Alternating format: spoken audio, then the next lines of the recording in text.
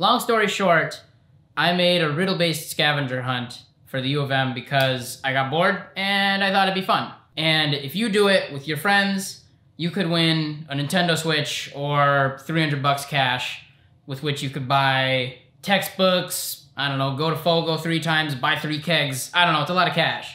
It's up to you. Interested? Let's get started. Twice a week on this channel, I'll be uploading the clues for the next location in the form of a video. Once you figure out the riddle, go to the location on campus that the riddle is pertaining to. You'll find a small, inch by inch, maybe, QR code. You'll scan this with your smartphone, and it will take you to a private, unlisted video on my channel that you can only get to by scanning that code. There, on that video, I'll have you comment your name, your team name, if you're working with other people, and that will be how I keep track of who's in the running, who's getting progress, and also if people need hints on riddles or if people are actually solving them. And if you show up to the last location first, then you'll be the winner. And you'll either win a Switch, not this one's mine. So we'll go to Best Buy with you and get a new one or something. Or the $300. And I'll give you a hint right now, you're gonna need to do all of the locations first. You can't just do the final location. You're gonna need to do them all. So what do you need to do in all this?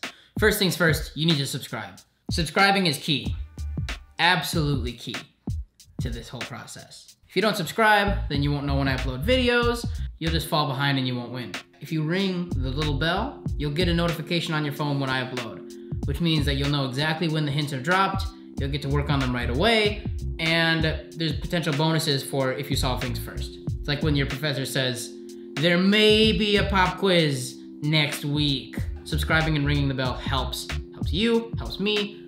Do it right now. Click on it. Thank you. Secondly, you don't have to work on these yourself. You can assemble a team. You know, I'm not gonna be the one who divvies up prize money or anything, but you don't have to work on this alone. You can make this a group activity. In fact, I highly encourage that. It'll be easier, it'll be more fun to work with people on these things. Highly encourage working in teams. Find some buddies, get it done. The last thing I'm gonna ask you to do is share it. I've put roughly 40 hours of work into this with my friends, coming up with the riddles, coming up with the locations. It'd be super cool if you shared it with other people, got other people to subscribe. If this channel miraculously, by some gift from heaven, gets to 1,000 subscribers, maybe I'll do another one, or I'll do something else, or I'll do something really cool for the winner. Up to you guys, I'll leave suggestions, but if we manage to get 1,000 subscribers on this channel, I'll do something really cool and I'd be really appreciative of that. So, yeah, take that or leave it, whatever. But I'm gonna ask you to do it, so. A couple of notes here at the end of the video to help you out. Number 1, Google is absolutely allowed. I highly encourage you to tear this riddle apart, Google every bit of it, and then find the answer. You know, find the answers by whatever means necessary. It's just gonna help you out. Google's allowed, do it, use it. If you don't, then I don't know, it's like playing on hard mode. Number 2, you can work with a team, but don't spoil it for people who aren't in your team. Like, don't share links, don't do any of that stuff. It's a competition. Like, you're playing against other people to win something. Don't spoil it for other people. You're only hurting yourself, you're only setting yourself back, and it just kind of kills the fun. So don't spoil it. You can play on a team, but just keep it to yourself. Number 3, you should be able to figure out where the QR codes are based off of the riddle. If you solve the riddle adequately, there should be enough pertinent information to bring you to a specific location. It shouldn't be go to Walter Library and I have to search all of Walter Library for a small QR code. The information and the answer should be small enough where you know where to go more specifically.